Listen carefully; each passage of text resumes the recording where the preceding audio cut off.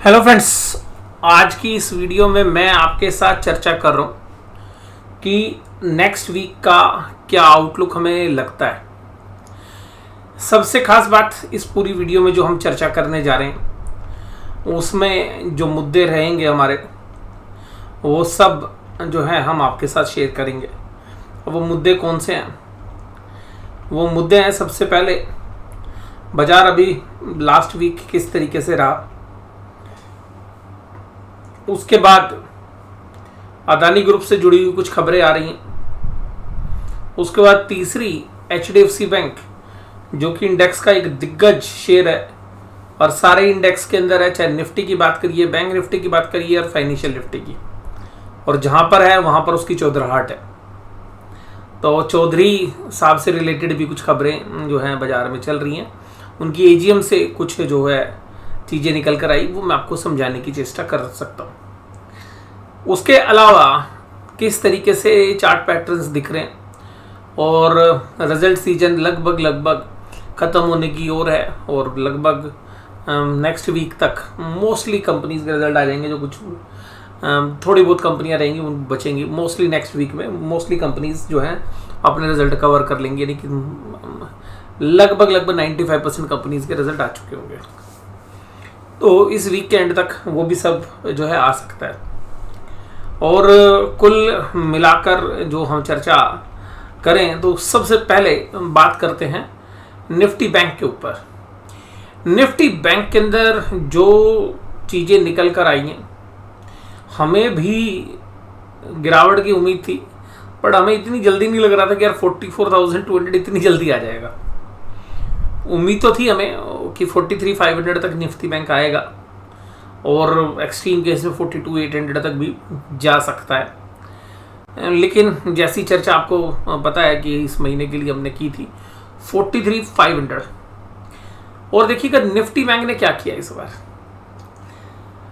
मुझको हुई ना खबर और मुझे खबर नहीं हुई, आपको खबर नहीं हुई, और चोरी चुपके निफ्टी बैंक अपने हाई से 2100 पॉइंट नीचे आ चुका है, यानी कि तकरीबन 2100 पॉइंट का कन्यादान लिखा चुका है।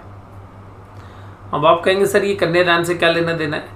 देखिएगा फाइनेंशियल टर्म है तो फाइनेंशियल लैंग्वेज में ही मैं बात कर रहा हूँ। ऊपरी लेवल से 2100 पॉइंट नीचे आ गया। अभी निफ्टी बैंक आया क्यों नीचे, ऊपर गया क्यों था? देखिएगा निफ्टी बैंक का ऊपर जाने का रीज़न ये था कि पिछले क्वार्टर के जो रिजल्ट्स थे वो दमदार थे और मार्केट पार्टिसिपेंट्स को लगता था कि उतने ही दमदार रिजल्ट आएंगे, वही मार्जिन्स आएंगे। लेकिन मार्जिन्स भी सिकुड़ते हुए नजर आए, असेट्स क्वालिटी भी डिटोरिएट होती हुई नजर आई क्वार्टर बेसिस पे। आप लोग देखते हैं ईयर ऑन ईयर, लेकिन बाजार के बड़े दिग्गज इन झमेलों में नहीं पड़ते। और बाजार के बड़े दिग्गजों ने जब सारे बैंकों के रिजल्ट आ रहे थे और सोशल मीडिया पे, मीडिया में सबके लिए ढोल बजाए जा रहे थे कि बहुत बढ़िया रिजल्ट, और निफ्टी गया, बैंक निफ्टी गया 50,000। ठीक है जी, लोग टी शर्ट पहन के आ गए थे। ठीक है जी, 20,000 की निफ्टी की और 50,000 की बैंक निफ्टी की। तो उस समय बड़े जो स्मार्ट प्लेयर्स हैं उनको पता है कि यार ये क्या चीज़ है। जो मीडिया में परोसा जाता है वो वही परोसा जाता है जो बड़े दिग्गज, मुझे पर्सनली ऐसा फील हुआ और आफ्टर द कोविड मुझे शायद ज़्यादा फील हुआ कि बाजार के अंदर जो परोसा जाता है वो बड़े प्लेयर्स के ऊपर निर्भर होता है कि उन्होंने अपनी पोजीशंस कहाँ बनानी है। जब सारी बाजार में ना तेजी की बात हो रही थी, वहाँ से 2100 पॉइंट निफ्टी बैंक स्लिप हो गया। जहाँ पे सारे बैंकों के बढ़िया से बढ़िया रिजल्ट बताए जा रहे थे, वहाँ से 2100 पॉइंट बैंक निफ्टी जो है स्लिप हो गया। मतलब जो भी ट्रेडर होगा उसके तो स्टॉप लॉस कट गए तेजी वाले के।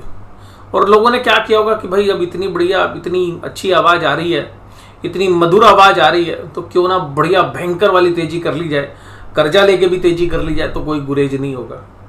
और अब मैं एक सिंपल सी बात बोलता हूँ भाई, टमाटर का भाव ना जब 300 रुपये किलो जाता है ना, खरीदना भैया कम कर लो, उतना जितनी लिमिटेड है उतनी ले लो, और अगर कुछ अल्टरनेट है तो वो ले लो, अगर काम चल सकता है। तो मैंने भी पीछे भी चर्चा की थी, अभी टमाटर के भाव भी भैया 100 रुपये के नीचे आ गए हैं दिल्ली में, और 1-2 दिन में जो है वो शायद और भी नीचे आ जाएंगे।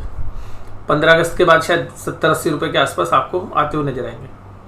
सर उससे क्या लेना देना? अरे भैया उसी से तो लेना देना है, बाजार तो ये भी है ना, बाजार के अंदर खिलाड़ी तो वही है ना, तेजी करने वाले और मंदी करने वाले। और स्टॉक करके भैया बाजार ऊपर लेके जाया जाता है, और जब पोजीशन तेजी की होती है, जब पोजीशन मंदी की होती है तो भाई मंदी भी ऐसी ही होती है। तो जहाँ पर मंदी करने वालों को भी बेचारों के सौदे घट, क्योंकि इतना पेशेंस यार कहाँ रहा होगा कि 40,000 का बैंक निफ्टी और 46,000 तक नॉन स्टॉप चलता रहे। कुछ लोगों ने 44 पे काट ली होगी, मतलब जो पोजिशनल भी हैं। कुछ ने कहा कि 44 का हाई है, चलो वहाँ तक जाएगा, वो हाई तोड़ दिया तो लोगों को लगा 500-600 पॉइंट और चली जाएगी, वहाँ पे सौदे काट लिए। नहीं काटे तो भाई 46,000 पे। तो मोस्टली जो पोजिशनल शॉर्ट खेलते हैं उनके सौदे भी घट गए होंगे, और वहीं से व्यू रचना रची गई। और देखिए निफ्टी बैंक 2100 पॉइंट नीचे आ गया। अब देखिएगा खबरें भी खराब आनी शुरू हो गई। जब बड़े प्लेयर मंदी में हो तो भैया खबरें भी आनी खराब हो जाती है। बट मैं यहाँ पे फिर आगाह करूँगा, अब जब इस महीने में मंदी बन जाए, जहाँ तक भी जाए बाजार, वहाँ पे बाजार की हवा में नहीं बहना है। बाजार आपको मिसलीड करेगी। मैं यही कहूँगा कि बाजार का ना गोल्डन रूल मुझे जो समझ में आया वो आपको बताता हूँ। भैया सस्ता मिले खरीद लो, और अगर आप इन्वेस्टर हो ना, कोई टेक्निकल मत देखो, या पोजिशनली भी खेल रहे हो ना, इवन आप FNO में पोजिशनल खेल रहे हो, ठीक है जी, पोजिशनल खेल रहे हो, ऑप्शंस की बात नहीं कर रहा, फ्यूचर्स में, क्योंकि फ्यूचर्स में पोजीशन कैरी हो जाती है। तो अगर आप फ्यूचर्स में खेल रहे हैं या आप कैश में खेल रहे हैं और पोजिशनल खेल रहे हैं, तो आप ये बात ध्यान रखिएगा, सस्ता खरीदने के लिए महंगा बेचने के लिए। और सस्ता क्या है, महंगा क्या है, आप जो लॉन्ग टर्म एवरेजेस हैं उन एवरेजेस को यूज करिए। लॉन्ग टर्म में किन पी वैल्यूशंस पर, किन रेशियोज के ऊपर ये इंडेक्स या शेयर्स चलते हैं, मुझे पर्सनली ऐसा लगता है।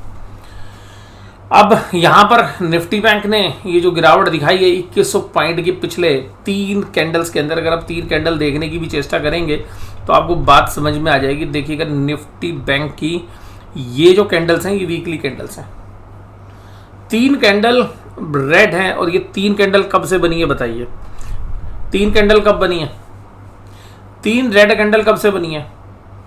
जब से HDFC बैंक के रिजल्ट आने शुरू हुए, यानी कि 21 दिन, यानी कि 3 हफ्ते बीत गए, और आज हम जो तारीख है वो 12 है, तो 12 दिन ये और 9 दिन पिछले महीने के, तो कुल मिला के सारी कहानी HDFC बैंक के रिजल्ट के बाद आई है, और उस बीच में सारी कंपनीज के बैंकों के रिजल्ट आए हैं, ठीक है जी। और टेलीविजन चैनल्स ने खूब धुआंधार पारी खेली है बैंकों के लिए कि बहुत बढ़िया रिजल्ट, बहुत बढ़िया रिजल्ट। और देखिएगा बड़े प्लेयर्स ने क्या किया, बेचारा रिटेलर जो है प्राइवेट सेक्टर के बैंक ले लेके भैया निफ्टी बैंक की कॉल खरीद के देखिएगा पैसे फंसाता हुआ नजर आया। तो मैं आपको बस एक सिंपल सी बात करूं, देखिएगा ऑप्शंस बाइंग केवल उन लोगों को करनी चाहिए जिनको बहुत समझ है। और ऑप्शंस बाइंग में मैं आपको एक गोल्डन रूल दे देता हूं कि ऑप्शंस बाइंग जब भी करें ना माय डियर, एक बात ध्यान रखिए, शॉर्ट ड्यूरेशंस की ना खरीदें, लॉन्ग ड्यूरेशन की खरीदें, और कम से कम 2 से 3 महीने की खरीदें। और जब आपको लगता है कि नहीं भाई ये श्योर डेड अगले 3 महीने में ये पोजीशंस आ जाएगी, जहां पर भी आपने तेजी या मंदी जो भी बनाई है, तो आपके जो रिस्क होंगे वो मिनिमम होंगे, रिटर्न्स ज़्यादा होंगे। और शॉर्ट पीरियड्स की जो ऑप्शंस होती हैं, देखिए उसमें पैसा बनता भी बहुत तेज़ी से, बिगड़ता है बहुत तेज़ी से। बट अगर आप जो सही होंगे उसमें एक्यूरेसी बहुत ज़्यादा चाहिए, या आपके पास इन द मनी कॉल या पुट्स हों और आप फिर बिल्कुल सही चाहें। तो मुझे जब देखिएगा ऐसा लगता है कि अगर ऑप्शंस बाइंग किसी को करनी भी है, शौक भी है, तो मैं एक ही बात बोलूँगा, लॉन्ग ड्यूरेशंस की ऑप्शंस खरीदनी चाहिए। अगर आप वहाँ पर ठीक निकलते हैं तो अच्छे पैसे बन जाते हैं, गलत निकलते हैं तो आपके लॉसेस भी थोड़े से कम होते हैं, बशर्ते कि आपने अपनी जो क्वांटिटी है, जो साइज़ है, भाई कितना आपने लेना है वो आपको मैनेज करना आना चाहिए। बट मुझे लगता है कि ऑप्शंस भी देखिएगा, जब तक आपके पास स्किल नहीं है, आप प्रोफेशनली ये नहीं समझते कि इस ऑप्शंस की वैल्यू कैसे ड्राइव की गई है अभी, और कैसे कैसे किन सर्कमस्टांसिस में कैसे कैसे मूव करेगी, आपको ऑप्शंस नहीं करनी चाहिए। जो निवेश करें, ट्रेड करें, आपको उसकी समझ होनी चाहिए। अब बात करते हैं कंट्रीब्यूशन कहां से आया। अब देखिए खबर जहां से आ रही है, खबर आ रही है HDFC बैंक से। HDFC बैंक की मैनेजमेंट ने AGM के अंदर क्या फेंकिया है, क्या बोल फेंकी है वो मैं आपके साथ चर्चा करूंगा। देखिएगा, जो बोल फेंकी है HDFC बैंक ने, उसकी जो सारी गणना है उसके संबंध में हम पहले भी तकरीबन मर्जर कंप्लीट भी नहीं होता, मर्जर की अनाउंसमेंट होती तब से हम उसको कवर कर रहे हैं। और अब कुछ कुछ वो चीज़ें मीडिया में भी आएंगी और क्योंकि वो मैनेजमेंट की तरफ से भी आ रही हैं, तो इस वीकेंड के ऊपर सबसे कमजोर शेयर फ्राइडे को जिसने क्लोज दिया इंडेक्स के अंदर, वो वीकनेस थी HDFC बैंक में।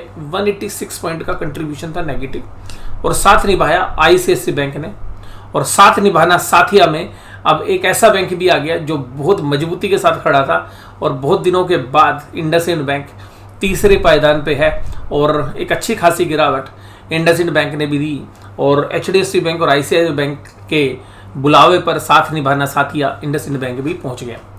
अब बात करते हैं कोटक महिंद्रा बैंक की। इसमें पहले से ये काफ़ी सोल्ड आउट है, ओवर सोल्ड भी कह सकते हैं आप। एक्सिस बैंक में भी वीकनेस थी, और बाकी छोटे मझोले बैंकों पर बड़े प्लेयर ध्यान नहीं देते, बोले छोटे तुम चलते जाओ, हमें तो अपने बड़े प्लेयर लेने, हमें जिनका वेट है उनको नीचे खींचना है। तो मंदी की पोजीशंस बनी हुई थी, वो उस तरीके से चल रहा है। और देखिएगा, मैं ना इस बार एक आपके साथ बात करना चाहूँगा, बहुत प्यारी, जब इंडेक्स आएगा, चलिए वो चार्ट पर बात करता हूँ। डेली चार्ट देखिएगा, निफ्टी बैंक। देखिएगा, मैं इस चार्ट में ना आपके साथ एक बात करना चाहूँगा, और ये मैं आपको कहीं और से नहीं बोल रहा, मैं जो ट्रेड करता हूँ उस अनुभव से बोल रहा हूँ। देखिएगा, इस बार ना सेलर जो निफ्टी बैंक बेच रहा है ना, इतना प्यार से बेच रहा है ना, इतने इत्मीनान से निफ्टी बैंक को बेच रहा है ना, किसी को भनक भी नहीं लगी 2100 पॉइंट ऊपर से उतर गया। मतलब कोई हल्ला नहीं, कोई शोर नहीं, कोई शराबा नहीं, और भाई साहब 2100 पॉइंट निफ्टी बैंक उतर गया, किसी को कानो खान खबर नहीं हुई। और जब हम देखते हैं ना सेलिंग जो पैटर्न है, मैं आपको बताऊं, अभी कल तो चलो थोड़ा सा फिर भी एग्रेसिव लग रहा था, किस तरीके से माल बेचा जाता है मैं आपको बताता हूं। माल को बेचते हैं, शांत हो जाते हैं, बुल्स फिर ऊपर खींचते हैं, वो शांत रहते हैं, कहते हैं और खींचिए, और छोटी छोटी क्वांटिटी में सेल करते हैं। और जब नीचे तक ऑर्डर लग जाते हैं, 5-6 रुपए तक नीचे तक ऑर्डर लग जाते हैं, फिर बियर्स आते हैं, एक साथ माल देते हैं और सारा माल चिपका देते हैं। उसके बाद वो कहते हैं भाई आज का हमारा काम खत्म हो गया। बुल्स क्या करते हैं, 2-2:30 बजे बाजार को फिर ऊपर खींच के ले जाते हैं। वो कहते कोई बात नहीं, कल फिर महंगा माल बिकेगा, और वहां पर बियर्स कोई जल्दबाजी नहीं कर रहे, बड़े आराम से ऊपरी लेवल्स पर माल छोड़ते रहते हैं। अगले दिन बाजार खुलता है फ्लैट, दोबारा से 10:15 बजे तक वो ऊपर नीचे करते रहते हैं, 10:15 तक वॉल्यूम सेट हो चुका रहता है, नीचे तक ऑर्डर बुक लग चुकी होती है, और फिर वो अपनी सेलिंग बैठा देते हैं। फिर बीच में 1-2 दिन ऐसा भी होता है सेलिंग ही नहीं करते। और लेकिन जिस तरीके से सेलिंग की, सारे तेजी वालों को पता ही नहीं चला कि यार ना तो कोल खरीदने में पैसे बन रहे, और ना हमें ये लग रहा कि बाजार टूट रहा है। रोज 200, 300, बस एक मेजर था फॉल एक दिन, नहीं अदरवाइज के धीरे धीरे धीरे धीरे, मतलब यहाँ पे सेंचुरी लग गई और कोई चौका छक्का लगा ही नहीं। तो समझ रहे हो, यानी कि सिंगल और डबल रन लेकर पूरी सेंचुरी ठोक दी। तो ये हुआ है निफ्टी बैंक। और इस तरीके की जो सेलिंग होती है ना, मुझे बड़ी खतरनाक लगती है, क्योंकि पूरा पिला के भाई जितना पानी पीना है पी, खा, आराम कर, जो तेरे को करना है कर, तसल्ली से ले, माल ले जितना तेरे को चाहिए, धीरे धीरे लेंगे, कोई जल्दी नहीं हमें। तो सेलर ने उस तरीके से माल दिया। इस तरीके से जब माल दिया जाता है, ठीक है, तो जनरली बाजार थोड़ा सा मूव आगे तक करता है। ऐसा ही देखिएगा, हम यहाँ पर, हम भी देखिएगा यहाँ पे गलत हुए थे। हमें लगा था कि भाई धीरे धीरे धीरे करके ये राउंडिंग टॉप बनेगा, लेकिन पूरा माल यहाँ पर खरीद कर बाजार देखिए यहाँ ऊपर लेके आए। और मुझे लगता है कि जो बाजार के खिलाड़ी थे वो बाजार को गिरा नहीं चाह रहे थे, लेकिन कुछ हेज फंड्स ने शायद वहाँ पे बाइंग की, और उन्होंने कहा चलो भाई तुम बाई कर रहे हो तो ले ही जाओ, तुम्हें जितना ऊपर तक दम है। और फिर मुझे लग रहा है कि अब जो सेलिंग हो रही है ये हेज फंड्स की भी हो रही है, और जो प्लेयर्स यहाँ पर जब पूरा माल नहीं बेच पाए थे, उनको लगा कि भाई नीचे बेचना पड़ेगा, उनका भी माल ऊपर बिक गया, तो वो भी बेच कर आ गए हैं। तो मुझे लगता है कि इस एरिया के अंदर 43,500 के आसपास और 42,800 के बीच में बाजार आ सकता है, बट 43,500 मेरे लिए एक मेजर सपोर्ट है, और उससे पहले है 43,800। और अभी क्योंकि न्यूज़ फ्लो भी वीकनेस वाला हो गया, और अभी तक कोई ऐसा मतलब नहीं लगा कि कोई बहुत बड़ी बाइंग हो रही है। धीरे धीरे जो है सेलिंग प्रेशर बना हुआ है। और सबसे खास बात यह कि जो स्मॉल कैप मिड कैप के अंदर लोगों के पैसे खत्म करवा दिए गए हैं। बड़े प्लेयर कहते हैं तुम खरीद लो सारा और अब हम बेच के थोड़े दिन आराम करेंगे। और बस यही होता है, रिटेलर के पास पेशेंस नहीं होगा, वो 1-2 महीने खरीदेंगे नहीं, बाजार नीचे आ जाएगा, फिर वो माल बटेर होगे, फिर बाजार ऊपर आ जाना है। यही कहानी हर बार हो रही है। तो यहाँ पर जो मैं फील कर रहा हूँ मैं वो आपके साथ शेयर कर रहा हूँ। अब देखिएगा 15 मिनट हो गए हैं वीडियो को, अभी 10-1 मिनट और भी आपके साथ बात करेंगे हम। अब बात करें ये हो गई। अब जितने भी इंडेक्सेस थे, कल निफ्टी बैंक सबसे ज़्यादा गिरावट के साथ है। अब आप कह रहे हो जी इसमें तो आरबीआई ने घी डाल दिया। अरे आरबीआई ने घी नहीं डाला है, वो तो ये समझ लीजिएगा उनको पता थी आग लगी हुई है। और बड़े प्लेयर इस बात को जानते हैं कि भाई आरबीआई भी या तो रेट बढ़ाएगा, जैसे हमने चर्चा की थी, मैंने कहा था 95% चांसेस है कि नहीं बढ़ेंगे, बड़ा 5% चांसेस हैं कि जिस तरीके से फूड वाली इन्फ्लेशन बढ़ रही है, हो सकता कुछ मेजर ले लें। तो वो मेजर स्ट्रॉन्ग तो नहीं लिए, लेकिन सीधी सी बात है आगाह कर दिया कि भाई हम बड़ा फैसला ले सकते हैं, इसीलिए जो है इंक्रीमेंटल सीआरआर बढ़ाया गया। अब बात करते हैं, खबर आ रही है अदानी ग्रुप से। अदानी पोर्ट के जो ऑडिटर्स हैं डिलॉइट्स और बिग 4 यानी कि जो एक बड़ी अकाउंटिंग फर्म्स हैं उस श्रेणी के अंदर डिलॉइट्स आती है, एक जाना माना ऑडिटर। और वो अदानी पोर्ट्स के अंदर कुछ ऐसी इन्फॉर्मेशंस मांग रहा है जो उसको ऑडिटर होने के नाते जो है अदानी पोर्ट्स की मैनेजमेंट को देनी चाहिए। और उसने वही कंसर्न्स या वही इश्यूज रेज किए हैं जो हिंडनबर्ग की रिपोर्ट में आज से 6-7 महीने पहले आए थे। उन्होंने वही इंटर रिलेटेड ट्रांजैक्शंस, मैं सीधी सी बात बोलूं कि ऐसी ट्रांजैक्शंस जो विद इन द ऑर्गेनाइजेशन, जो प्रमोटर ग्रुप के अंदर लोग हैं या प्रमोटर ग्रुप की जो कंपनीज हैं या सब्सिडरी या एसोसिएट ऑर्गेनाइजेशंस हैं, अपनी ही ग्रुप के अंदर जो कंपनीज हैं, उनसे रिलेटेड कुछ ट्रांजैक्शंस पर डाउट रेज किया और उनसे रिलेटेड जो है एक एक्सटर्नल इन्वेस्टिगेशंस करने की बात जो है डिलॉइट्स ने कही। ऐसा मीडिया में आ रहा है, मैं इसकी कोई पुख्ता जानकारी मेरे पास नहीं है, जो आपको स्क्रीन पे भी नज़र आ रहा है। और यहाँ पर जो आगे चल के बात आई कि अगर डिलॉइट्स को ये सूचना नहीं मिलती हैं तो शायद मंडे तक डिलॉइट्स अदानी पोर्ट से रिज़ाइन कर सकता है। ये खबरें मीडिया के अंदर चल रही हैं, चाहे वो इकोनॉमिक्स टाइम्स की बात करें, और ये सबसे पहले कल क्रैक हुई थी आफ्टर मार्केट आवर्स रॉयटर्स के माध्यम से। और रॉयटर्स में ये खबर हमने कल शाम को पढ़ी थी। और यहाँ पर अभी किसी ने भी पुख्ता कोई भी जो है जानकारी अभी तक नहीं है, जब मैं ये वीडियो आपके साथ रिकॉर्ड कर रहा हूँ। अभी डिलॉइट्स ने भी कुछ नहीं बोला है, क्योंकि देखिए वो तो लिस्टिंग स्पेस में है नहीं। लेकिन अगर ICAI यानी कि institute of chartered accountant of India किसी तरीके से बोलता है तो देखिएगा वो फैसले लेने पड़ेंगे। वहाँ पे डिलॉइट्स के ऊपर जो है एक उसको फैसला देना पड़ेगा कि भाई हाँ ये जो चीज़ मीडिया में चल रही है ये सच है या नहीं है। तो अभी तक ऐसी कोई चीज़ नहीं है। एक्सचेंजेस भी अदानी जो पोर्ट्स है उसको ये बोल सकता है कि भाई ये किस तरीके की खबरें चल रही है, इस पर क्लैरिटी लाइए।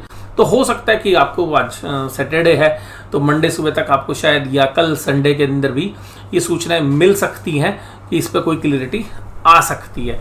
मैं श्योर नहीं हूँ बट आ सकती है। तो ये भी जो चीज़ें हैं ये अगर होती है तो देखिए कि सीरियस कॉर्पोरेट गवर्नेंस बनती है। हमने पहले भी चर्चा की थी। देखिएगा जो शेयर्स के प्राइस है, मैं हिस्टोरिकली भी देखूं, अगर आज से अगर हम पीछे जाके देखें कि जिस तरीके से देखिएगा अदानी ग्रुप को जितने कॉन्ट्रैक्ट्स मिले हैं गवर्नमेंट के भी, तो वहाँ पे कुछ ना कुछ क्वेश्चंस रेज होते हैं। फिर जो पीछे जब हिंडनबर्ग की रिपोर्ट थी और जो एक अचानक तारणहार जो है इन्वेस्टर्स आ जाते हैं ग्रुप पे, उस पर भी देखिएगा बहुत लोगों को डाउट था। वो ये भी माना जा रहा है कि वो भी कहीं ना कहीं ऐसा कोई इन्वेस्टर ग्रुप तो नहीं है जो कहीं ना कहीं किसी न किसी माध्यम से एक कार्टेल बनाकर जो है अदानी ग्रुप को हेल्प कर रहा है या किसी तरीके के दूसरे बेनिफिट जो है अदानी ग्रुप उसको दे सकता है। ऐसा जो है मीडिया में खबरें रही हैं पीछे भी। तो मैं किसी के ऊपर जो है उंगली नहीं उठा रहा, बट मैं मीडिया की बात करूं जो मीडिया में रहा है। तो ये जो सब चीज़ें हैं ये वास्तव में मार्केट के लिए तो पॉजिटिव नहीं है। बड़े ध्यान रखिएगा भाई साहब, ऑपरेटर बहुत बड़ी चीज़ होती है। हो सकता है पहले बाजार नीचे मार दे और फिर नीचे सबसे शॉर्ट लगवा के ऊपर खींच दे, और कुछ भी हो सकता है। और हो सकता है कि भाई आप खरीदने जाओ और नीचे ठोक दे। तो देखिएगा अब यहाँ पर ना इसमें एक चीज़ और भी बहुत मैं आपको बोलूँ कि यहाँ पर ये पॉलिटिकल पार्टीज़ की नाक की लड़ाई भी हो गई है, क्योंकि जिस तरीके से प्रो अदानी और एंटी अदानी के बीच में जो घमासान है वो वास्तव में पॉलिटिकल पार्टीज़ के लिए आपस में नाक की लड़ाई भी हो गई है। और जैसा आप स्क्रीन पे देख भी पा रहे हैं, तो मुझे पर्सनली ऐसा लगता है कि भाई ऐसे शेयर से टाइम बिंग जो है दूर रहना चाहिए। ज़रूरी नहीं है कि अदानी ग्रुप के शेयर्स में ही जो है निवेश करें। और मैं आपसे पीछे भी यही चर्चा कर रहा था जब पहली बात हुई थी कि भाई हम लोग जो है अदानी ग्रुप के जो शेयर्स हैं ना हमारे पास हैं और हम दूर रहते हैं, ना हम उनमें ट्रेड करते हैं। और वहाँ पे जो भी कोई शेयर से लगता है वो ठीक है, जिसके ऊपर अब खबर ही आ गई है। तो अभी अगर हम बात करें कि जो खबरें हैं मीडिया में, वो Deloitte's planning to resign as auditor from Adani ports.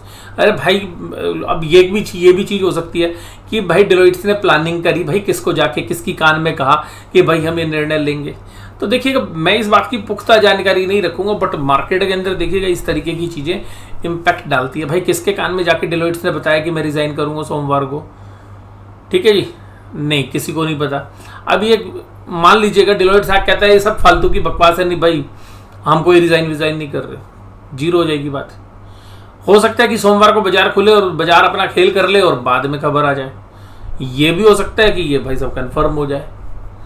ठीक है, ये भी हो सकता है कि डेलोइट को वो सूचनाएं जो मांगने चाह रहे हैं अदानी ग्रुप से वो उस बात के लिए एग्री हो जाए कि इंटरनल या एक्सटर्नल जो भी इन्वेस्टिगेशन चाह रहे हैं डेलोइट्स वाले वो उनको मिल जाए, और वो कहे ठीक है जी हम अपनी जो है राय रख देंगे ऑडिट रिपोर्ट पे। तो कुछ भी हो सकता है।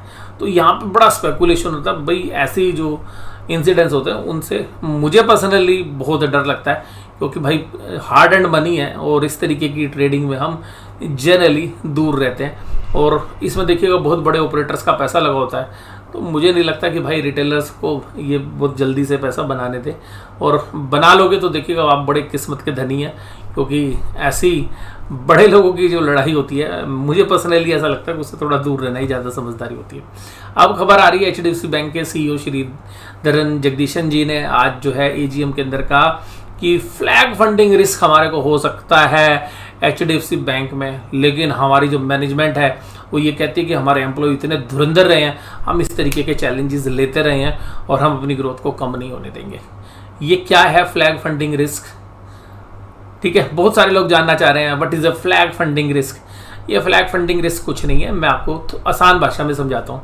देखिएगा HDFC बैंक का HDFC लिमिटेड के साथ मर्जर हुआ। अब HDFC लिमिटेड ने जो फिक्स डिपॉजिट ले रखे थे वो फिक्स डिपॉजिट भी कहां पर आ गए? HDFC बैंक में। बैंक जनरली क्या करते हैं कि उसके पास जो फिक्स डिपॉजिट है, करंट अकाउंट है या सेविंग अकाउंट, जितने भी डिपॉजिट है उसका कुछ पैसा RBI के पास नगद रूप से रखना पड़ता है, जिस पर उसको ब्याज भी नहीं मिलता।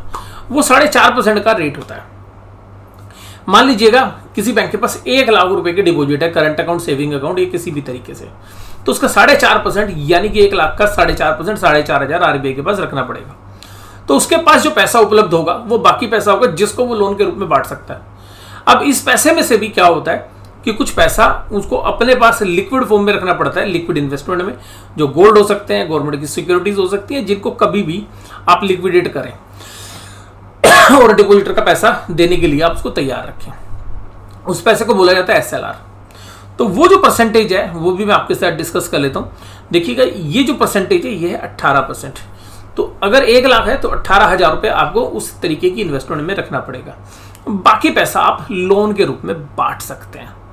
अब देखिएगा जो लोन बुक है HDFC बैंक की, अब उसमें जो उसकी उसने लोन लिए हैं या जो उसने डिपॉजिट्स हैं, जो डिपॉजिट बुक है उसमें HDFC बैंक ने भी बहुत सारे टर्म डिपॉजिट यानी कि FD लिए हुए थे। वो FD अब HDFC बैंक की बैलेंस शीट में आ गए। अब RBI की गाइडलाइंस के हिसाब से RBI ने वो छूट देने से मना कर दिया कि हम SLR या CRR की छूट देंगे। तो ये जो चीजें हैं ये है फ्लैग फंडिंग्स। तो जो फ्लैग फंडिंग रिस्क है यानी कि आपको वो CRR और SLR दोनों मेंटेन करना है आफ्टर द मर्जर। तो जो HDFC लिमिटेड से जो डिपॉजिट आए उसके ऊपर भी 4.5% पैसा कैलकुलेट करो, आरबीआई के पास डालो। उसके बाद 18% पैसा आप लिक्विड फॉर्म में अपने पास रखो। अगर आप अपने पास लिक्विड फॉर्म में रखोगे तो आप ज्यादा कमाई नहीं कर पाओगे, तो जिसकी वजह से इनके मार्जिन पे इंपैक्ट पड़ सकता है। और ये चीज हम पहले भी कह रहे थे। और मुझे देखिएगा इसके अलावा एक और रिस्क भी लग रहा है कि जब मर्जर में गुडविल जो राइज हुई होगी, क्योंकि एचडीएफसी लिमिटेड की जो बैलेंस शीट वैल्यू थी उसके सामने जो उसको मार्केट में वैल्यू दी गई वो ज़्यादा है, तो जो डिफरेंस है वो बैलेंस शीट में जो असेट्स मिली नहीं इनको बट वो हवा में रह गई, उसको एचडीएफसी बैंक ने गुडविल के रूप में लिखा होगा अपनी बैलेंस शीट के अंदर। और according to the banking regulation act goodwill आपको अमोटाइज करनी पड़ेगी before the payment of dividend. तो जनरली बैंक्स क्या करते हैं कि जो पहला क्वार्टर होता है जब भी रिपोर्ट करते हैं उसमें राइट ऑफ करते हैं, तो एक वो डेंट भी पड़ेगा। तो इन सब को अगर हम बोलें तो ये जो रिस्क है जो डिपॉजिट्स के ऊपर सीआरआर एसएलआर मेंटेन करने का, ये बेसिकली एक चैलेंज है एचडीएफसी बैंक के लिए, जिसको जगदीशन साहब ने आज बोला फ्लैग फंडिंग रिस्क हमारी बैलेंस शीट में हो सकते हैं और अब ये हमारे लिए एक चैलेंज हो सकता है। लेकिन उन्होंने कहा कि हम डरने वाले लोग नहीं हैं, हमारे एम्प्लॉय बड़े एनर्जी के साथ बहुत एक्साइटेड हैं इस मर्जर के बाद और हम इन सब चीज़ों को झेल लेंगे। और अब आपको समझ में आ गया कि एचडीएफसी बैंक मर्जर के बाद क्यों नहीं चल रहा, और हमारा व्यू आपके साथ क्लियर था। और निफ्टी बैंक की भी मेजर गिरावट में अगर हम देखें तो तकरीबन 40% की गिरावट जो भी हुई है वो टॉप से, उसमें एचडीएफसी बैंक का ही मेजर कंट्रीब्यूशन रहा है। तो आप समझ गए होंगे कि एसएलआर या सीआरआर क्या होते हैं और इसमें आपको एक जानकारी भी मिली। अब अगर हम बात करें कि भाई मर्जर में जो फंडिंग हो रही है, तो जगदीशन जी ने क्या कहा, largest private sector lender it's made in annual general meeting after the merger came into the effect from जुलाई 1 से जो मर्जर अनाउंस हुआ उसके बाद जगदीशन साहब जब पहली बार एजीएम में बोल रहे थे तो उन्होंने क्या बोला, उन्होंने बोला it can be noted that the bank has not been fully successful in getting all the forbearance it had sought from the RBI। RBI ने उनको छूट नहीं दी जो लाइबिलिटीज फ्रंट पर मिलनी चाहिए थी। भाई आरबीआई को पता है पब्लिक का पैसा लगा हुआ है, पब्लिक का पैसा डुबाना थोड़ी ना है, तो आरबीआई ने अपने विवेक से वो छूट नहीं दी, जो कि किससे रिलेट करती थी, कैश रिजर्व रेशियो, यानी कि जो 4.5% पैसा आपने एचडीएफसी लिमिटेड से जो डिपॉजिट आए उन पे जो आपने डालना है, और स्टैट्यूटरी लिक्विड रेशियो जो 18% पैसा आपने लिक्विड फॉर्म में अपने पास ही रखना है। तो अगर आप उसको लिक्विड फॉर्म में रखेंगे या ऐसे इंस्ट्रूमेंट में रखेंगे जो लिक्विड जैसे नेचर के, तो वहाँ पे आपको रिटर्न ज़्यादा नहीं आएगी। तो वो जो चीज़ें हैं वो वाला रिस्क जो बता रहे हैं। हालांकि इन्होंने बाद में ये भी लिखा कि जो हमें लगता है कि हमारे जो एम्प्लॉइज़ हैं वो एक्सट्रीमली कॉन्फिडेंट, और हम अगले 10 साल में भी वैसे ही चलेंगे जैसे पिछले 10 साल में हमने ग्रो किया। कोई भी ऐसा रीज़न नहीं लगता कि हम इस चैलेंजेस को फेस नहीं कर पाएंगे, और अपॉर्चुनिटीज़ हमारे सामने आती रहेंगी और हम आगे भी ऐसा ही करते रहेंगे। ये देखिएगा ये स्पीच थी, और देखिएगा मोटिवेट तो करना पड़ता है ना अपने एम्प्लॉयज़ को भी और शेयर को भी। तो मुझे लगता है कि आपको ये बात समझ में आ गई होगी। अब बात करते हैं भाई हमारे एफआईआईज और डीआईज ने क्या किया। हमारे एफआईआईज और डीआईज ने क्या किया भाई साहब। अब एफआईआईज देखिएगा, मैं आपको यही बोल रहा था, बाजार अपने बोझ से गिरेगा, बाजार अपने बोझ से गिरेगा। माल बेचने वाला बेचता रहेगा, खरीदने वाला अपना दम तोड़ देगा, क्योंकि वैल्यूएशन ऊपर के रेट पे बेचने वाला तो बेचता रहेगा, भाई आप माल ले, मेरा तो प्रॉफिट आ रहा है, ले भैया माल पकड़, तू भी माल पकड़। और मैं यही बात आपके साथ कर रहा हूँ, और आपको एज ए डिस्क्लोजर मैंने बता भी दिया था भाई मेरी जो है अभी क्या मनोदशा है कि भाई इस परिस्थिति में मुझे अपॉर्चुनिटीज ज़्यादा नज़र नहीं आ रही हैं। अब यहाँ पर अगर हम बात करें तो डीआईज ने क्या किया, डीआईज ने 500 करोड़ की बाइंग की। भाई डीआईज आजा, नई एफआई बाजार गिरा देंगे, ठीक है जी। तो सिंपल सी बात है, यहां पर अब दिक्कत हम जैसे इन्वेस्टर्स को भी है, क्योंकि भाई जिनके पोर्टफोलियो में शेयर है उनको उसकी तो टेंशन है ना। ट्रेडिंग में हो सकता है कि हमारे फायदे हो जाएं, लेकिन देखिएगा मेजरली जो पोर्टफोलियो है अगर वो नीचे गिरता है तो टेंशन तो होती है। हालांकि कम है अभी इस समय पर हमारा पोर्टफोलियो, लेकिन भाई गिरेगा तो टेंशन तो होएगी ना। तो वो टेंशन कहाँ से आ रही है भाई, डीआईज बैकफुट पे आ गया, तो डीआईज या तो बचा ले या तो गब्बर आ जाएगा।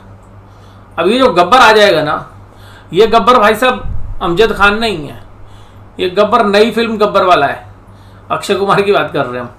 और ये गब्बर भाई साहब 3073 करोड़ की भाई साहब कैश में सेलिंग हुई ना, ठीक है जी। तो जो भी इन्वेस्टर जब 5 साढ़े 5 बजे इन्फॉर्मेशन आती है एक्सचेंज से, लोग टेंशन में आ गए, यार इतनी सेलिंग क्यों कर दी इन्होंने, यार इतनी सेलिंग क्यों कर दी, बाजार तो नीचे नीचे के रेट में माल बेचोगे, सस्ता माल बिक रहा है। अरे भाई वो ऊपर भी बेच के आ रहा है, आज उसको बायर नहीं मिला तो इसलिए क्या हुआ, नीचे चला गया, उसको लगा कि भाई नहीं मिलेगा तो चलो आज ही बेच लेते हैं और थोड़ा। अब देखो यहाँ पे एफआईज ने इंडेक्स फ्यूचर्स भी बेचे हैं, ज़्यादा नहीं बेचे, लेकिन असली कहानी ये स्टॉक फ्यूचर आज बेच दिए। एक दिन पहले भाई ये स्टॉक फ्यूचर 5,000 करोड़ के बेच के गए थे। और मुझे टेंशन इस बात की नहीं है, मुझे टेंशन इस बात की, ये देखिएगा जुलाई 2023 के अंदर 1,36,645 करोड़ की ऑप्शंस बाय करी हुई है इन्होंने। उसमें से काफ़ी ऑप्शंस इस पीरियड की हैं, क्योंकि जो जुलाई में ऑप्शंस बाय किए हैं भाई उनका गेम क्या होगा। मैंने कहा भी थोड़ी देर पहले होता ना लॉन्ग पीरियड ऑप्शंस, आप लोग सोचते हैं हफ्ते की ऑप्शंस ही लोग खरीदते हैं, नहीं, ये बड़े प्लेयर्स को पता है ना टाइम वैल्यू मनी नहीं होती है बड़ी ऑप्शंस के अंदर, डेल्टा कम होता है, ये लोग वहाँ भी खेलते हैं। तो ये लॉन्ग ड्यूरेशन वाली ऑप्शंस खरीद रहे, किसी को पता ही नहीं चला कि भाई ये लॉन्ग ड्यूरेशन की ऑप्शंस खरीद गए। तो मुझे इसका भी डर है कि ये जो ऑप्शंस है इसके भाव तभी आएंगे जब ये बाजार को गिरा पाएंगे। तो ये भी आप देख रहे हैं कि धीरे धीरे बीच बीच में सेलिंग भी मारते जा रहे हैं, फिर बाजार नीचे गिरता है, खरीदते हैं, फिर थोड़ा सा साइड में करते हैं। और मैंने इतने इत्मीनान से बाजार बेचते हुए बहुत कम देखा है कि जब बाजार में एफआई इतने प्यार से तमीज से माल बेच रहे हो, बड़े तमीज से माल बिक रहा है इस बार। अब एनएससी के अंदर क्या है, देखिए निफ्टी के चार्ट इतने कमजोर नहीं है, स्पोर्ट पे आके बंद हुए, पर लग रहा है मुझे 19,350 आ जाएगा। 19,350 टूटता है तो 19,150 भी आ सकता है। मैं 200 पॉइंट बोल रहा हूँ सीधा, वो रीज़न ही है। देखिए यहाँ पे जो रीजंस बने थे ना 19,350 टूटने पे, तो फिर वो यहाँ पे आ रहे हैं। ये 19,000 ये जो सारी कैंडल्स हैं एक ही बार में बिखर जाएंगी, और फिर उसके बाद शुरू में, क्योंकि मैं सोमवार की बात करूँ तो 19,150 भी जा सकता है सोमवार को भी, अगर ये सब, क्योंकि कंसोलिडेशन वाला है और खबरें खराब हैं, सेंटीमेंट खराब करने की जो है कोशिश हो रही है। वो देखिए ऑपरेटर करते हैं, अब कभी पॉजिटिव खबरें फेंकते हैं, कभी नेगेटिव फेंकते हैं, तो उनका अपना एक पर्पज़ होता है। और देखिएगा मीडिया में सब चीज़ें ऑपरेट होती हैं, ठीक है, ये आज से नहीं हो रही है, बहुत सालों से हो रही हैं। और मैं तो ये कह सकता हूँ जब से शेयर बाजार है तब से ही हो रही हैं। अब अगर हम आगे बात करें एनएससी के चार्ट में, भाई 3 वीकली कैंडल्स रेड बनी है। हालांकि इस बार पोज आना चाहिए था, लेकिन क्या है कि इसका जो वीकली कैंडल पे सपोर्ट आ रही है वो 18,800 पे आ रही है। तो अगर बाजार गिरना शुरू हो गया इन न्यूज़ की वजह से, जो दोनों खबरें हैं, तो इस हफ्ते में 18,800 भी आ सकता है वर्स्ट केस में। नॉर्मली मुझे लग रहा है कि इस हफ्ते में 19,150 तक के दायरे आपको देखने के लिए मिल सकते हैं। ऊपरी लेवल पर अभी तो चांसेस नहीं लग रहे, पर बाजार भाई साहब कभी कभी धोखा देता है, और धोखा देता हुआ है फिर ऊपर की तरफ जाएगा तो फिर ट्रेंड एकदम रिवर्सल हो जाएगा। अगर बाजार 19,630 के ऊपर चला जाता है, 19,630 जो दायरा मैंने पहले भी आपके साथ चर्चा की थी। एनएससी बैंक की हम बात कर चुके हैं, और निफ्टी बैंक में भी 3 कैंडल बनी है, बट ये अपने सपोर्ट के आसपास आ रही है, और 43,500 के आसपास एक बढ़िया वाली सपोर्ट है। मुझे नहीं लगता कि इस हफ्ते टूट जाए, पर बैंक निफ्टी है, खबरें फेंकी जा रही हैं, अगर वो टूटती है तो भाई फिर एकदम फ्री फॉल की तैयारी हो सकती है, और वहाँ पर फिर बाजार का अगला पड़ाव बनता है 42,800, 42,800 बहुत ही मेजर सपोर्ट है। मुझे नहीं लगता यार इस महीने में वो टूटना चाहिए, और भाई बाजार है, अगले हफ्ते बात करेंगे, वहाँ तक शायद जाए ना।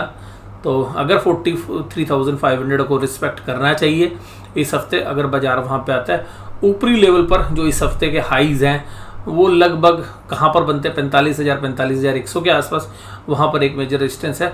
एक बात श्योर है कि बाजार में वोलेटिलिटी बढ़ने वाली है, इंडिया विक्स बढ़ने वाला है, प्रीमियम्स ऑप्शंस के बढ़ने वाले हैं, और बड़े प्लेयर्स ने, मैंने बोला भी था आपको, मैंने कहा बड़े प्लेयर्स अभी सस्ते सस्ते खरीद रहे हैं इंडिया विक्स में, और ऊपर से एक बार पटकेंगे इंडिया विक्स बढ़ जाएगा और वोलेटिलिटी बढ़ा देंगे।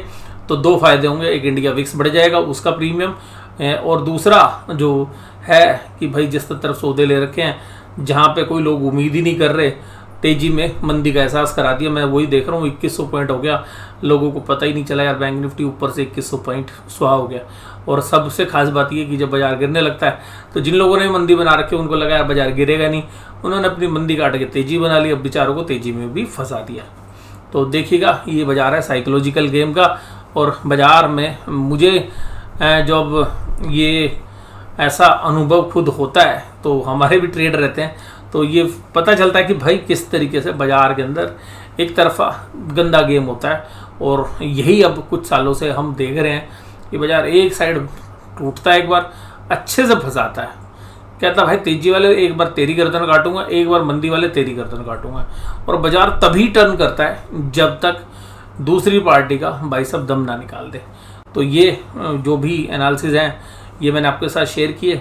और इस हफ्ते में देखिएगा जो बात करें अगर फ्राइडे की, तो 3 मेजर बैंकों में जो लॉस था वो HDFC बैंक, ICICI बैंक और इंडसइंड बैंक में था। लेकिन HDFC बैंक हैवी वेट है तो इसने सबसे ज़्यादा डैमेज किया। उसके अलावा अगर हम इंडेक्स के अंदर बात करें निफ्टी की, तो इंडसइंड बैंक की मेजर लूजर था, ये सबसे ज़्यादा मजबूत था।